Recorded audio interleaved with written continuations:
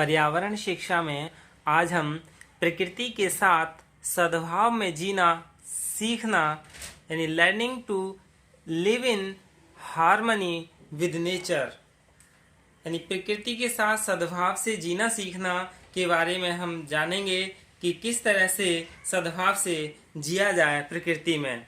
सबसे पहले यानी पर्यावरण संरक्षण यानी कंजर्वेशन ऑफ इन्वायरमेंट।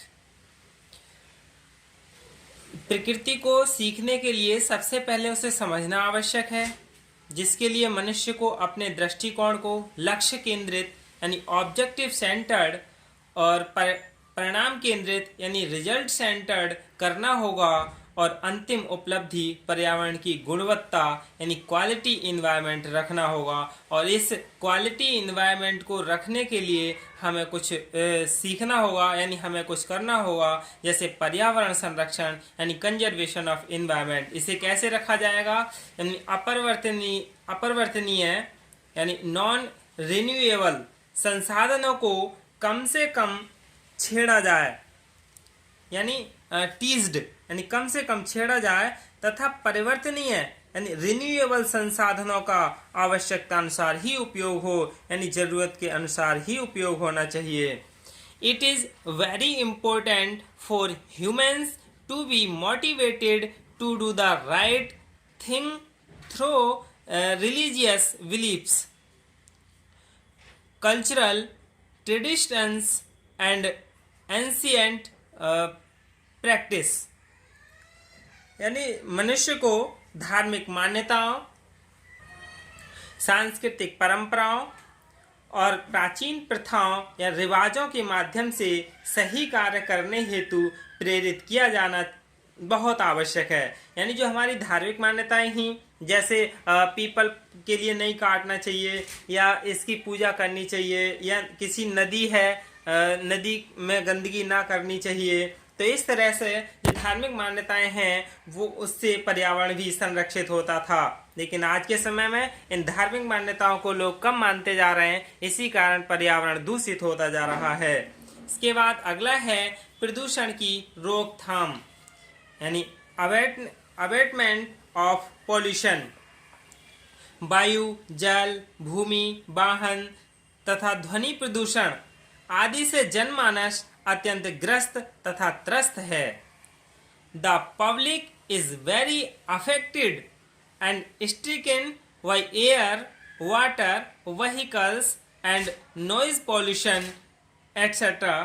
यानी बे उपाय करने हैं जिससे मनुष्य में हर क्षेत्र के प्रदूषण को रोका जा सके। अवशिष्ट के निस्तारण की समस्या का हल भी खोजना अत्यंत आवश्यक हो गया है, क्योंकि अप्रत्यक्ष रूप से यानी इनडायरेक्ट रूप से ये भी प्रदूषण ही फैला रहे हैं और विश्व भर में मानव की चिंता के कारण बन रहे हैं। प्रदूषण को रोकने के लिए राष्ट्रीय तथा राज्य स्तर पर बनाए गए कानूनों की सख्ती से अनुपालन करना या कराना चाहिए। अगला है पर्यावरण सुधार यानी इम्प्रूवमेंट ऑफ इन्वायरमेंट। पर्यावरण में सुधार कैसे किया जाए यानी जितना भी पर्यावरण विकृत हो गया है या ह्रास हो गया है यानी नष्ट हो गया है, उसे सुधारने हेतु भी व्यावहारिक प्रयास किए जाने की बहुत आवश्यकता है। Whatever the environment has become distorted, there is a great need to make practical efforts to improve it। घने जंगल लगाए जाएं, वन्य जीवों की सुरक्षा का प्रावधान हो, जल स्रोतों की स्वच्छता बनाई रखी जाए और माइनिंग से विकृत स्थलों को मनोरंजन स्थल के रूप में विकसित किया जाए। यानी खनन, माइनिंग यानी खनन के जो विकृत स्थल हैं जहाँ खुदाई हुई है, जहाँ यानी खनिजों को खोदा गया है, उसे स्थल को मनोरंजन का स्थल का रूप दे दिया जाए। आवासीय कॉलोनी या कस्बे व गांव के बीच बन गए गंदगी केंद्र को बच्चों के खेलने के मैदान में परिवर्तित किया जाए। स्वचालित वाहनों का उपयोग कम किया जाए, भूमि क्षरण रोकने की पुख्ता व्यवस्था हो, खेतों में पारंपरिक कार्बनीय पदार्थों के उपयोग को प्रोत्साहन दिया जाए। फिर है पर्यावरण के प्रति जन जागृति, यानी पब्लिक अवेयरनेस अबाउट इन्वायरमेंट।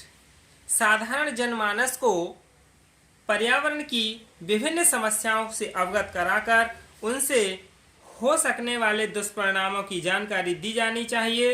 इन समस्याओं को निराकरण के लिए भूमि के महत्व को भी समझना चाहिए। स्वयंसेवी संस्थाओं के महत्वपूर्ण योगदान को समझने और समझाने की आवश्यकता है। यानी the public should be made aware of various environmental problems and should be informed about the ill effect of them। फिर है सरकार की नीति व कार्यविधि, यानी policy and procedure of the government.